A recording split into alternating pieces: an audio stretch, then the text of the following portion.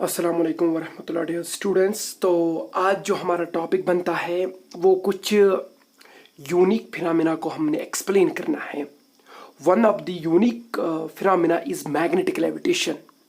तो ये क्या चीज़ है ये मैं आपको एक्सप्लेन करूँगा इस वीडियो में। तो आपने देखा होगा कि जापान में कुछ ट्रेन्स हैं जिनका नाम दिया गया है बुलेट ट्रेन्स, और उनको मैग्लेव ट्रेन्स भी बोलते हैं। तो ये जो ट्रेन्स है ये बहुत तेज चलती है। आपको पता है कि ये इतना तेज क्यों चलती है? क्योंकि आपको पता है कि जब भी कोई गाड़ी चलती है या ट्रेन चलती है तो वहां पर एक फ्रिक्शनल फोर्स डेवलप हो जाता है। आपको पता है कि फ्रिक्शनल फोर्स क्या करता है? फ्रिक्शनल फोर्स हमेशा एक बॉडी को जो चल रही है उसकी मोशन रिटार्ड करती है, यानी कि इट अपोजेस रिलेटिव मोशन। तो इसका मतलब यह है कि अगर हम इस फ्रिक्शनल फोर्स को रिड्यूस कर दे, मतलब कि फ्रिक्शनल फोर्स को डेवलप ही ना करें, मतलब कि हम दो बॉडीज को कांटेक्ट ना कराए, तो फ्रिक्शनल फोर्स नहीं आएगा। तो एक कंसेप्ट आया साइंटिस्ट को कि हम क्या करते हैं कि हम जो ये ट्रेन है इनको भगाएंगे, पर ये जो है ये पटरी को, ये रेल को बिना छुए चलनी चाहिए। बस रेल इनको गाइड कर ले कि कहां से किधर जाना है। बस वो rails as a guiding rails बने इस ट्रेन के लिए, पर वो इस पटरी पे ना चले, थोड़ा इससे ऊपर चले। तो जब ये रेल पटरी के कांटेक्ट में ना आए ऐसी ट्रेन, बताओ क्या फ्रिक्शनल फोर्स आएगा? ना। तो आप जितना अब फोर्स उस पे लगा रहे हो चलाने के लिए वो उतनी ज्यादा तेज चलेगी। That is why these are also called as bullet trains, जो जापान में चलती है। तो उनके पीछे जो प्रिंसिपल है, जिस प्रिंसिपल पे वो ट्रेन्स काम करती है, that principle is called magnetic levitation. तो ये मैग्नेटिक लेविटेशन क्या है? अरे बहुत सारी फिनोमेनास इस पे दिखाए गए हैं, इस मैग्नेटिक लेविटेशन पे। मतलब कि ऐसा लग रहा है कि कोई जादू टाइप का यहाँ पर कुछ सीन आ रहा है। तो ये मैग्नेटिक लेविटेशन में आपको यहाँ पर समझाऊंगा, क्योंकि इससे पहले हमने एक फोर्स पढ़ा है, मैग्नेटिक फोर्स, जो पड़ता है एक चार्ज पे जब वो मोशन में होता है, या वो पड़ता है ये मैग्नेटिक फोर्स उस कंडक्टर पे जिस कंडक्टर में करंट चलती होगी। अगर हम उसको मैग्नेटिक फील्ड में रखेंगे उस पे एक मैग्नेटिक फोर्स पड़ता है। चलो यहां पर मैं आपको ये जो है ये मार्कर है, तो इसको आप एक कंडक्टर मान लीजिए, और जिस डायरेक्शन में इसकी निब है आप समझ लीजिए कि इस डायरेक्शन में इसमें करंट जा रही है, मतलब कि कन्वेंशनल करंट इस डायरेक्शन में जा रही है। तो इसमें करंट जा रही है और ये मेरे हाथ में है ये कंडक्टर। तो अब मैं आपको बोल रहा हूं कि अगर मैं इसको छोड़ूं, इस कंडक्टर को छोड़ दूं, इस करंट कैरिंग कंडक्टर को छोड़ दूं, व्हाट विल हैपन? आप बोलेंगे कि सर सीधी सी बात है, ये तो नीचे गिरेगा। मैं बोल रहा हूं कि क्यों गिरेगा? आप बोल रहे हैं कि सर इस पे एक फोर्स पड़ रहा है, weight mg, where m is the mass of this conductor. तो ये वेट इसको नीचे की तरफ लाएगा। मैं आपको बोल रहा हूं कि अगर ये करंट कैरिंग कंडक्टर है और मैं कुछ ऐसा चीज करूं, कुछ ऐसा जादू करूं कि ये जो कंडक्टर है इसमें जो करंट इस डायरेक्शन में जा रही है, मैं इसको जब छोड़ूं ये हवा में टंग रहे, ये हवा में सस्पेंड रहे, मतलब कि कोई इसको छुए भी ना, और इस करंट, इस कंडक्टर में जो करंट जा रही है ये कंडक्टर हवा में लटका है, कोई इसको होल्ड करता नहीं है। तो क्या ये पॉसिबल है? तो ये पॉसिबल है। अब आप बोलेंगे क्यों? आप बोलेंगे सर अगर नीचे की डायरेक्शन में इस कंडक्टर पे वेट लग रहा है, वो वेट इसको नीचे की तरफ एक्सेलरेट कर रहा है, सर हम इस पे एक फोर्स एक्ट करेंगे इन the upward direction, that balances, जो किस चीज को बैलेंस करे? वेट को बैलेंस करे। अगर हम समहाउ इस कंडक्टर पे अपवर्ड डायरेक्शन में एक फोर्स लगा पाए जो किस को बैलेंस करे? वेट को, then we can say that net force acting on this current carrying conductor is zero. So अगर आप इसको छोड़ेंगे ये तो सस्पेंड रहेगा। तो इसका मतलब यह है कि सर ये तो सिंपल है, इस करंट कैरिंग कंडक्टर को हम लेविटेट कर सकते हैं, इसको हम लटका सकते हैं, इसको हम सस्पेंड कर सकते हैं एयर में बिना पकड़े हुए। तो वो पॉसिबल तब है अगर इसको अपवर्ड डायरेक्शन में भी फोर्स लगे। सो आपने पढ़ा है कि अगर हम इस करंट कैरिंग कंडक्टर को, अगर इसमें करंट इस डायरेक्शन में जा रही है, अगर हम इस करंट कैरिंग कंडक्टर को मैग्नेटिक फील्ड में रखें और वो मैग्नेटिक फील्ड इस पे फोर्स एक एक्सर्ट करेगा and that force is called magnetic force. तो अगर वो मैग्नेटिक फोर्स अपवर्ड डायरेक्शन में लगा और बैलेंस करेगा वेट को, then this current carrying conductor can suspend in the air. This is possible sir. So क्या करेंगे हम मैग्नेटिक फील्ड यहां पर अप्लाई करेंगे।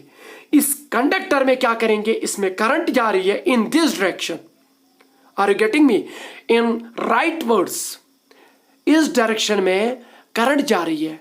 बताओ एल की डायरेक्शन, जो मैंने पिछले लेक्चर में बोला एल करंट एलिमेंट, वो भी तो वेक्टर है, इस डायरेक्शन में है। चलो मैं मैग्नेटिक फील्ड इस डायरेक्शन में अप्लाई करूंगा, मतलब कि perpendicular to the current element, perpendicular to the direction of the current. Are you getting me? In this direction, मैं इन दिस डायरेक्शन में मैग्नेटिक फील्ड अप्लाई कर रहा हूं और इन दिस डायरेक्शन इस कंडक्टर में करंट जा रही है। तो इसका मतलब है कि इस पे जो मैग्नेटिक फील्ड के कारण जो फोर्स पड़ेगा वो क्या होगा, F is equivalent to I into L cross B. तो यहां पर L ये है और B ये है। What is the angle between L and B? That is 90। सो अब आपको मैं बताऊंगा, बताओ इस पे मैग्नेटिक फोर्स पड़ेगा? आप बोलेंगे बिल्कुल सर, क्योंकि फोर्स जो मैग्नेटिक फोर्स एक करंट कैरिंग कंडक्टर पे पड़ता है, जो मैंने पिछले लेक्चर में बोला है, that is ILB sine of theta, where theta is the angle between current element and magnetic field. current element इस डायरेक्शन में है और magnetic field इस डायरेक्शन में है। what is the angle between current element and magnetic field? 90. how much is sin 90? 1. Sir इस पे magnetic force जो पड़ेगा that will be ILB। इस कंडक्टर जिसमें करंट जा रही है इन दिस डायरेक्शन, अगर मैं इसको परपेंडिकुलर मैग्नेटिक फील्ड इस डायरेक्शन में अप्लाई करूं तो इस पे एक फोर्स पड़ेगा, उसका मैग्नीट्यूड होगा ILB। उस फोर्स का नाम है मैग्नेटिक फोर्स। अब मैं बोल रहा हूं कि फोर्स वेक्टर क्वांटिटी है, बताओ वो फोर्स किस डायरेक्शन में पड़ेगा। अब आप बोलेंगे सर यहां पर हम L cross B rule use करेंगे, right hand thumb rule use करेंगे, वो will get the direction of the magnetic force acting on this current carrying conductor. तो L इस डायरेक्शन में है और B इस डायरेक्शन में है। L से लेके B की तरफ अपने राइट हैंड को कर्ल करिए और देख लीजिए कि थंब किस डायरेक्शन में पॉइंट हो रहा है, उस डायरेक्शन में फोर्स लगेगा। बताओ किस डायरेक्शन में फोर्स लग रहा है, थंब किस डायरेक्शन में पॉइंट कर रहा है, इन द अपवर्ड डायरेक्शन। तो इसका मतलब है कि इस कंडक्टर पे अगर मैं इस डायरेक्शन में मैग्नेटिक फोर्स अगर मैं इस कंडक्टर पे इस डायरेक्शन में करंट जा रही है और इस डायरेक्शन पे मैंने मैग्नेटिक फील्ड अप्लाई किया तो इस पे magnetic force in the upward direction पड़ेगा। अगर वो मैग्नेटिक फोर्स बैलेंस करेगा वेट को, then this current carrying conductor will, what will happen to this current carrying conductor? It will suspend in the air. तो यहां पर मैं इस चीज को यहां पर एक्सप्लेन कर रहा हूं, इसका चित्र यहां पर मैं बनाऊंगा। यहां पर मैंने मैग्नेटिक फील्ड जो मैंने ग्रीन क्रॉस्ड सर्कल से दिखाया है, what can you get from this green crossed circle? बताओ मुझे ये किस डायरेक्शन में मैग्नेटिक फील्ड अप्लाई हो रहा है। मैंने आपको बोला था कि एक वेक्टर को दिखाने के लिए, बोर्ड पे दिखाने के लिए दो साइंस होती है, एक होती है क्रॉस और दूसरी होती है डॉटेड। अगर डॉटेड होगी तो इसका मतलब है कि मैग्नेटिक फील्ड कोई भी वेक्टर अपवर्ड डायरेक्शन में अप्लाई हो रहा है। अगर क्रॉस्ड होगा तो इसका मतलब यह है कि वो वेक्टर पॉइंट हो रहा है inwards perpendicular to the plane of that board. यहां पर जो मैग्नेटिक फील्ड है जो क्रॉस सर्कल से मैंने यहां पर दिखाया, मुझे बता ये किस डायरेक्शन में अप्लाई हो रहा है, इन द डाउनवर्ड डायरेक्शन, यानी कि perpendicular to this plane of board but directing inwards. तो मैग्नेटिक फील्ड नीचे की तरफ लग रहा है इन दिस बोर्ड, और इस बोर्ड पे मैंने एक कंडक्टर बनाया जिसकी लेंथ L है और इसमें towards the positive x axis current जा रही है I। तो आपको पता है कि जब मैग्नेटिक फील्ड को हम करंट कैरिंग कंडक्टर को मैग्नेटिक फील्ड में रखेंगे उस पे मैग्नेटिक फोर्स पड़ेगा। अब आप बोलेंगे कि सर वो कितना पड़ेगा, अगर 90 पे रखा तो ILB, यहां पर तो 90 पे है क्योंकि ये जो ग्रीन मार्कर है ये दिखाएगा direction of the magnetic field, वो डाउनवर्ड्स है, और जो ब्लैक मार्कर है it will give you the direction of the current element, वो तो इस डायरेक्शन में है। क्या ये 90 पे है करंट एलिमेंट और मैग्नेटिक फील्ड, तो sin 90 is equal to 1 ILB, इस पे मैग्नेटिक फोर्स पड़ेगा।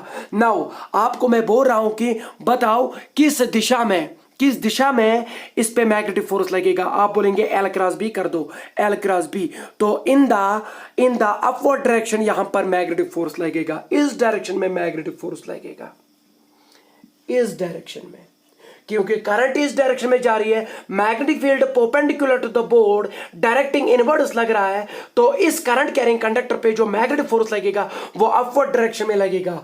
FB, what is the magnitude of that force, that is ILB। Are you getting me?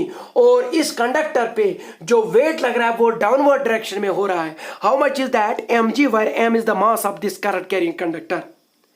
अगर इस FB को, इस मैग्नेटिक फोर्स को जो इस कंडक्टर पे पड़ रहा है, बैलेंस करेंगे किसके साथ? वेट के साथ।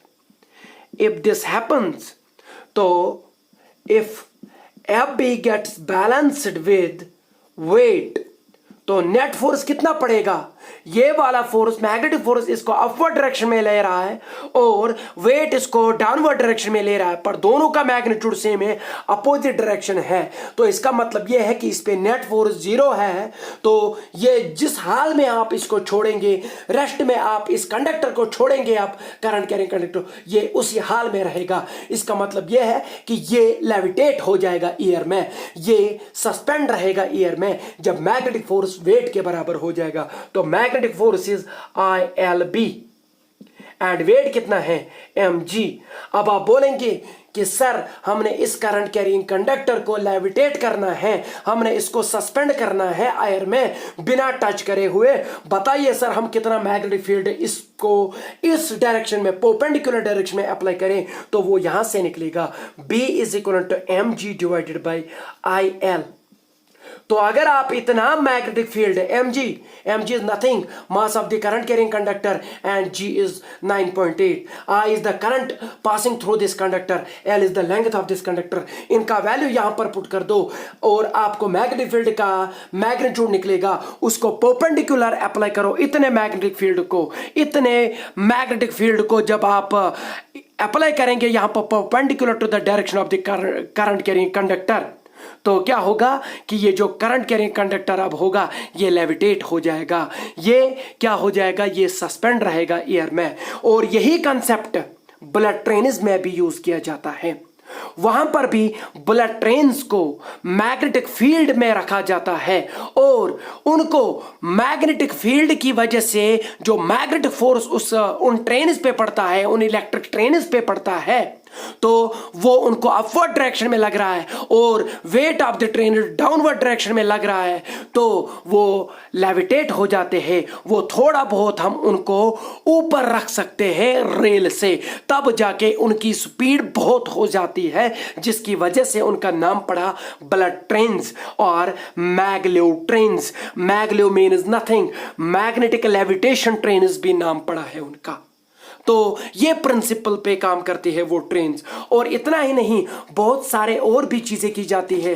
कभी कभार क्या किया जाता है कि कुछ चीजों को लेविटेट किया जाता है, तो वो कुछ नहीं होता है, वो मैग्नेटिक लेविटेशन ही होता है। वहां पर वही चीजें, यही प्रिंसिपल यूज किया जाता है। आप अगर गूगल करेंगे तो आपको बहुत सारी ऐसी फिनोमेनाज दिखेंगे, तो आप वो चीज गूगल करिएगा तो कुछ फैसिनेटिंग लगता है। इस मैग्नेटिक लेविटेशन का हम एक और चीज निकाल सकते हैं, that is the velocity of electrons. यही मैग्नेटिक लेविटेशन का प्रिंसिपल यूज करके तो क्या करते हैं हम, चलो यहां पर एक इलेक्ट्रॉन है, ये इस दिशा में जा रहा है, in this direction with velocity v। तो आपको इसकी वेलोसिटी निकालनी है, तो आप क्या करेंगे, आप इसके लिए इसको मैग्नेटिक लेविटेट कराएंगे। मैग्नेटिक लेविटेट का मतलब यह है कि आप इस पे एक फोर्स एक्ट करेंगे। आपको पता है कि चलो इस पे फोर्स में इस डायरेक्शन में लगा रहा हूं, electric force, that is equal to q E. Where is the electric field, जिस फील्ड में ये इलेक्ट्रिक चार्ज इलेक्ट्रॉन इस डायरेक्शन में जा रहा है विद वेलोसिटी v। चलो इस पे मैंने एक इलेक्ट्रिक फोर्स अप्लाई किया in the downward direction as depicted in the board. तो मैं इस इलेक्ट्रॉन को फिर से जो वेलोसिटी v से जा रहा है, इसको मैंने फिर से मैग्नेटिक फील्ड में रखा जो परपेंडिकुलर टू द बोर्ड है पर डायरेक्टेड इनवर्ड्स, और इसकी वेलोसिटी इस डायरेक्शन में है। तो this is the velocity of the electron and this is the magnetic field in which this electron moves. तो आपको पता है कि जब एक चार्ज मैग्नेटिक फील्ड में चलता है तो उस पर मैग्नेटिक फोर्स पड़ता है। दैट मैग्नेटिक फोर्स का मैग्नीट्यूड जो होता है वो होता है q v B sine of theta. What is the angle between v and B? 90, so it will be sin 90, that is again QVB because sin 90 is 1। तो इस पे मैंने मैग्नेटिक फोर्स अप्लाई किया। इन द सेम वे जब current carrying conductor पे magnetic force पड़ता है, इसी तरह मैंने यहां पर एक चार्ज पे जो विद वेलोसिटी v जा रहा था towards the positive x axis, इस पे मैंने मैग्नेटिक फोर्स अप्लाई कराया in the upward direction, velocity v cross b upward direction में। तो इस डायरेक्शन में इस पे मैग्नेटिक फोर्स पड़ेगा। How much is that? QVB। Are you getting me? Where magnetic force get is balanced with the electric force. आपने इस charge की वेलोसिटी निकालनी है, इस इलेक्ट्रॉन की वेलोसिटी निकालनी है। आपने क्या करना है? आपने उसको मैग्नेटिक फील्ड और इलेक्ट्रिक फील्ड में रखना है, और इस तरह से रखना है ताकि मैग्नेटिक फील्ड से जो मैग्नेटिक फोर्स पड़े और इलेक्ट्रिक फील्ड से जो इलेक्ट्रोस्टैटिक फोर्स पड़े, वो दो फोर्सेस आपस एक दूसरे को कैंसिल करें। तो नेट फोर्स कितना पड़ेगा? इसको नेट फोर्स इस पे 0 पड़ेगा। ये जिस हाल में है ये उसी हाल में रहेगा, क्योंकि इसकी वेलोसिटी v है तो ये v वेलोसिटी के साथ जाएगा। तो इसका मतलब ये है कि this electron will move undeflected, मतलब कि ये डिफ्लेक्ट नहीं हो जाएगा, ये कंटिन्यू इसी वेलोसिटी के साथ चलेगा, क्योंकि इस पे जो मैग्नेटिक फोर्स है वो बैलेंस हो जाता है इलेक्ट्रोस्टैटिक फोर्स के साथ। अगर ये कंडीशन ले FE is equivalent to FB, जब हम इस तरह यहां पर सेटअप बनाए जो इलेक्ट्रिक फील्ड की तरफ से इलेक्ट्रोस्टैटिक फोर्स पड़ रहा है और जो मैग्नेटिक फील्ड की तरफ से मैग्नेटिक फोर्स पड़ रहा है इस चार्ज पे जो वेलोसिटी v से जा रहा है, ताकि ये एक दूसरे को कैंसिल करे तो एक दूसरे के बराबर हो जाए इनका मैग्नीट्यूड। तो यहां पर क्या निकलेगा? इलेक्ट्रोस्टैटिक इज QE, तो मैग्नेटिक फोर्स कितना पड़ेगा? QVB। मुझे बताओ Q एंड Q गॉन, तो V किसके बराबर निकलेगा? E/B। अगर आपको पता है कि इलेक्ट्रिक फील्ड कितना रखा आपने और मैग्नेटिक फील्ड का मैग्नीट्यूड कितना रखा, उनका रेशियो कर दो, you will get the velocity of this electron. आप इसकी वेलोसिटी भी निकाल सकते हैं, जो बहुत ही मतलब कि बहुत ही दुश्वार है इसकी वेलोसिटी निकालना इलेक्ट्रॉन की। आप वो भी निकाल सकते हैं मैग्नेटिक लेविटेशन का ये प्रिंसिपल यूज करके। तो बस E/B कर दो, that will be the velocity of this undeflected electron, जब तक ये डिफ्लेक्ट नहीं हो जाएगा। अगर ये डिफ्लेक्ट हो गया तब जाके मैग्नेटिक फोर्स बैलेंस नहीं हो रहा है इलेक्ट्रोस्टैटिक फोर्स के साथ। आप तब तक इन दो का मैग्नीट्यूड चेंज करते रहिए जब तक ये in the same way in the same straight line चलता रहे। Then you can say that velocity is equal to E/B। This thing is called a velocity selector. This thing is called a velocity selector. So magnetic levitation का principle use करके हम एक electron की velocity भी निकाल सकते हैं by using E/B ratio, and that is the velocity, and this velocity is called a velocity selector। मुझे लगता है कि आज के लिए इतना काफी। थैंक यू, शुक्रिया।